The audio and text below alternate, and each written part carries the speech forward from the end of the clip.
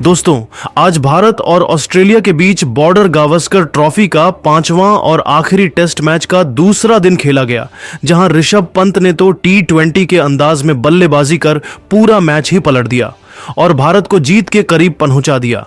दूसरी पारी में भी बल्लेबाजी करते हुए टीम इंडिया की शुरुआत बेहद ही खराब रही। एक बार फिर भारतीय बल्लेबाजों ने निराश किया। ऐसा लग रहा था टीम इंडिया सस्ते में ऑल आउट हो जाएगी, लेकिन फिर अंत में ऋषभ पंत ने शानदार बल्लेबाजी की और रविंद्र जडेजा, नीतीश रेड्डी का भी कमाल देखने को मिला। जी हां दोस्तों, बताएंगे पूरी हाईलाइट, तो इस वीडियो को अंत तक जरूर देखें। और अगर आप भी टीम इंडिया के फैन हो तो इस वीडियो को एक दिल से लाइक जरूर करें। इस वीडियो का लाइक टारगेट मात्र 400 लाइक है, तो जल्दी से इसे पूरा करें। दोस्तों, पहले दिन भारत की पहली पारी 150 रन पर सिमट गई थी और स्टंप तक ऑस्ट्रेलिया ने पहली पारी में एक विकेट गंवाकर 9 रन बना लिए थे। दिन के खेल की अंतिम गेंद पर जसप्रीत बुमराह ने उस्मान ख्वाजा को केएल राहुल के हाथों कैच कराकर 2 रन पर ही पवेलियन भेज दिया था।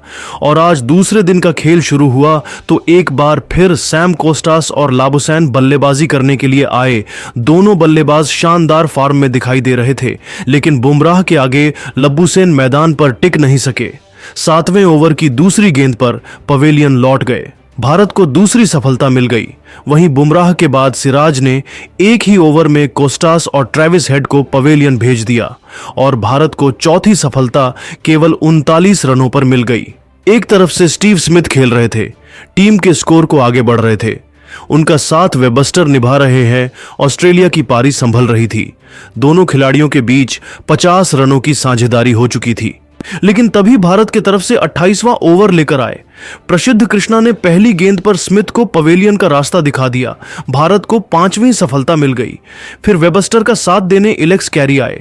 दोनों ने मिलकर टीम के स्कोर को आगे बढ़ाया। वही वेबस्टर तेजी से रन बटोर रहे थे। उन्होंने अपना अर्धशतक ठोक दिया, लेकिन उसके बाद 38वें ओवर में प्रसिद्ध कृष्णा ने पहली ही गेंद पर कैरी को बोल्ड का पवेलियन भेज दिया और भारत को छठा विकेट 137 रनों पर मिल गया। फिर अंत में नीतीश रेड्डी और मोहम्मद सिराज ने मिलकर मैच को पलट दिया। नीतीश ने 2 विकेट झटके तो वहीं अंत में सिराज ने बोलैंड को पवेलियन भेजकर ऑस्ट्रेलिया की टीम को 181 रनों पर ऑल आउट कर दिया। और भारतीय टीम अभी भी 4 रनों से भारत हासिल कर चुकी थी और भारतीय टीम को आज ही के दिन दूसरा इनिंग खेलने का मौका मिल गया।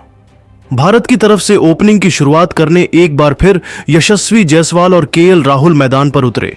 वहीं ऑस्ट्रेलिया की तरफ से पहले ओवर लेकर आए मिचेल स्टार्क की यशस्वी जायसवाल ने जमकर कुटाई कर दी। इस ओवर में एक नहीं तो नहीं बल्कि लगातार 4 चौके जड़ दिए और टीम इंडिया को शानदार शुरुआत दिला दी। वही जायसवाल की बल्लेबाजी देखकर राहुल ने भी शानदार चौका लगाकर अपना खाता खोला और टीम के स्कोर को 4 ओवर में दोनों बल्लेबाजों ने मिलकर 22 रनों तक पहुंचा दिया। दोनों खिलाड़ियों का बल्ला रुकने का नाम नहीं ले रहा था। भारतीय टीम का स्कोर रॉकेट के रफ्तार की तरह आगे बढ़ रहा था। दोनों खिलाड़ी टेस्ट नहीं T20 के अंदाज में खेल रहे थे। दोनों खिलाड़ियों के बीच एक अच्छी साझेदारी पनपत्ती हुई दिखाई दे रही थी। लेकिन तभी ऑस्ट्रेलिया की तरफ से 8वां ओवर लेकर आए स्कॉट बोलैंड ने ओवर की तीसरी गेंद पर राहुल को क्लीन बोलकर पवेलियन का रास्ता दिखा दिया और अपनी टीम को पहली सफलता दिला दी। राहुल टीम के लिए 11 रन बनाकर पवेलियन लौट गए। अब जायसवाल का साथ देने के लिए शुभमन गिल आ चुके थे। इन दोनों बल्लेबाजों ने मिलकर टीम के स्कोर को आगे बढ़ाया। 9 ओवर में 46 रनों तक पहुंचाया। भारतीय टीम 51 रनों की बढ़त हासिल कर चुकी थी, लेकिन तभी ऑस्ट्रेलिया की तरफ से 10वां ओवर लेकर आए। एक बार फिर स्कॉट बोलैंड और ओवर की 5वीं गेंद पर इस बार जायसवाल को अपना शिकार बना लिया और भारतीय टीम को 47 रनों के स्कोर पर दूसरा बड़ा झटका लग गया। जायसवाल टीम के लिए 22 रनों का योगदान देकर पवेलियन लौट गए और अब मैदान पर विराट कोहली विराजमान हो चुके थे। 10 ओवर में भारत का स्कोर 2 विकेट पर 48 रन बन पाया था, लेकिन दोस्तों, विराट कोहली ज्यादा देर तक मैदान पर टिक नहीं सके। 14वां ओवर लेकर आए स्कॉट बोलैंड ने ओवर की पहली ही गेंद पर कोहली को पवेलियन का रास्ता दिखा दिया और भारतीय टीम को तीसरा झटका 59 के स्कोर पर लग गया। कोहली टीम के लिए एक बार फिर केवल 6 रन बनाकर पेवेलियन लौट गए। अब मैदान पर शुभमन गिल का साथ देने के लिए ऋषभ पंत आ चुके थे। इन दोनों खिलाड़ियों के कंधों पर टीम की पूरी जिम्मेदारी टिकी हुई थी। ऋषभ पंत आते ही टेस्ट नहीं बल्कि T20 के अंदाज में खेलना शुरू कर दिए। चौके और छक्के लगाने लगे। ऑस्ट्रेलिया के हर गेंदबाजों की जमकर कुटाई कर रहे थे। एक तरफ से भारत का स्कोर तेजी से आगे बढ़ रहा था, लेकिन तभी 16वां ओवर लेकर आए वेबस्टर ने ओवर की दूसरी ही गेंद पर गिल को पवेलियन का रास्ता दिखा दिया और भारतीय टीम को 78 रनों के स्कोर पर चौथा झटका लग गया। लेकिन एक तरफ से ऋषभ पंत अकेले मैदान में दहाड़ रहे थे। उनके साथ देने आए रविंद्र जडेजा। इन दोनों खिलाड़ियों ने मिलकर टीम के स्कोर को तेजी से आगे बढ़ाया।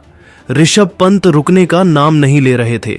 देखते ही देखते उन्होंने शानदार अपना अर्धशतक ठोक दिया और ऑस्ट्रेलियाई गेंदबाजों की जमकर कुटाई कर दी। दोनों खिलाड़ियों के बीच एक अच्छी साझेदारी पनपती हुई दिखाई दे रही थी। भारत का स्कोर 100 रनों के पार पहुंच गया। उन्होंने 29 गेंद में अर्धशतक जड़ा। यह उनके टेस्ट करियर का 15वां अर्धशतक रहा। पंत ने पहली गेंद से ही 5वां गियर अपनाया। उन्होंने पारी को 22वें ओवर में मिचेल स्टार्क की गेंद पर लगातार 2 छक्के लगाए।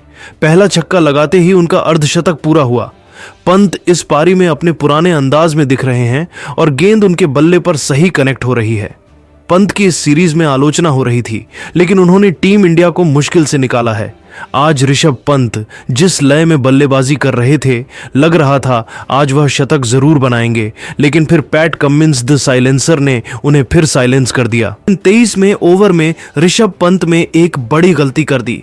कमेंट्स की गेंद पर आसान सा कैच विकेट कीपर को दे बैठे और भारतीय टीम को 124 रनों के स्कोर पर 5वां झटका लग गया।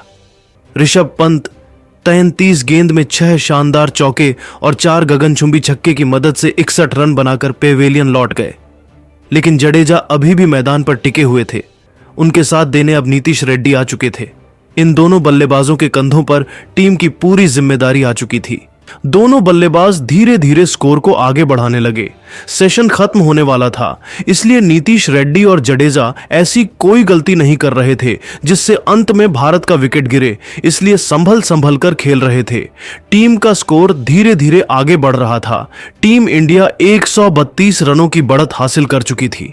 27 ओवर में टीम इंडिया का स्कोर 129 रनों तक 5 विकेट पर पहुंच चुका था। लेकिन तभी ऑस्ट्रेलिया की तरफ से 28वें ओवर लेकर आए। एक बार फिर स्कॉट बोलैंड ने ओवर की तीसरी गेंद पर नीतीश रेड्डी को पवेलियन का रास्ता दिखा दिया और भारतीय टीम को 129 रनों के स्कोर पर छठा झटका लग गया। रेड्डी टीम के लिए केवल 4 रनों का योगदान देकर पवेलियन लौट गए। अब जडेजा का साथ देने वाशिंगटन सुंदर आए। इन दोनों खिलाड़ियों ने मिलकर टीम के स्कोर को धीरे धीरे आगे बढ़ाया और मैच के अंत तक भारत ने 141 रन 6 विकेट के नुकसान पर बना लिए। लेकिन दोस्तों, दूसरे दिन पंत के बैटिंग और भारतीय गेंदबाजों की तारीफ करनी होगी। पंत ने टेस्ट मैचों को T20 बना दिया। चौके और छक्कों की बारिश कर दी। पंत ने आज ऋषभ पंती दिखाई। T20 के स्टाइल में बल्लेबाजी कर मैच ही पलट दिया। अब अगर बुमराह फिट हो जाते हैं तो ऑस्ट्रेलिया को चेस करने में काफी मुश्किल होगी। वहीं पर दोस्तों, गेंदबाजों ने तो कंगारू बल्लेबाजों के परखाचे उड़ाकर रख दिया। जहां प्रसिद्ध कृष्णा और सिराज ने 3-3 विकेट अपने नाम किया, तो बुमराह और नीतीश रेड्डी ने 2-2 झटके। आपको बता दें, पंत और जडेजा की वजह से भारत अभी भी यह मैच जीत सकता है और मुकाबले में बना हुआ है। जडेजा 7 रन बनाकर मैदान में खेल रहे हैं, तो वही सुंदर 4 रन बनाकर उनका साथ दे रहे हैं। खेल खत्म होने तक भारत ने 138 रन बना लिए हैं। लेकिन दोस्तों, अब आपको क्या लगता है, भारतीय टीम तीसरे दिन ऑस्ट्रेलिया के सामने कितने रनों का लक्ष्य खड़ा कर पाएगी और क्या भारतीय टीम यह टेस्ट मैच बुमराह की कप्तानी में जीत पाएगी? आप लोग खुद नीचे कमेंट करके जरूर बताइए और ऐसी ही नई वीडियो के लिए हमारे चैनल को जरूर सब्सक्राइब करिए। धन्यवाद।